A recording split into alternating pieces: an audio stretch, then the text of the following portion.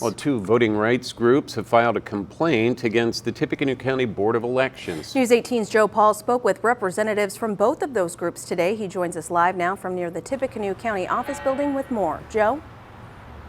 Hey there, Jeff and Sam. Yeah, the League of Women Voters of Greater Lafayette has said that a Tippecanoe County policy impedes first-time voters. Now, Common Cause of Indiana has joined a complaint with the Indiana Election Division that says that policy is illegal. Ken Jones with the League of Women Voters often drops off stacks of forms from voter registration drives at high schools and college campuses. Under a policy in Tippecanoe County, however, those forms are considered the same as being mailed in, meaning some first-time voters must then show proof of residency. It's not something that a high school senior easily can provide because they don't rent yet, they don't have a utility bill.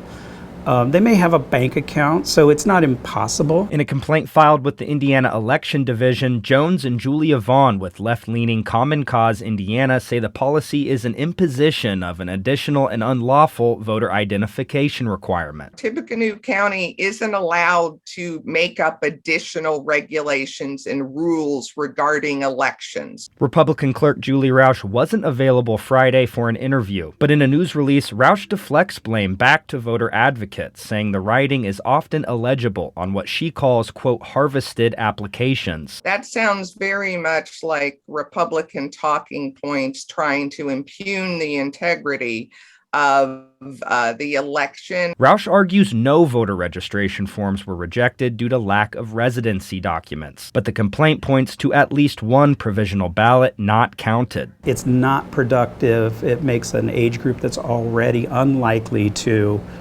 vote because they don't have the habit, then face additional barriers. And whether it's one or whether it's 100, it's a big deal. Representatives for the League of Women Voters of Greater Lafayette and Common Cause Indiana say they're willing to go to court with this issue. And for what it's worth, members of the Tippecanoe County Board of Elections announced today they'll be meeting Tuesday in an executive session, and that's to discuss strategy as it relates to pending litigation. Reporting live in downtown Lafayette, Joe Paul, News 18.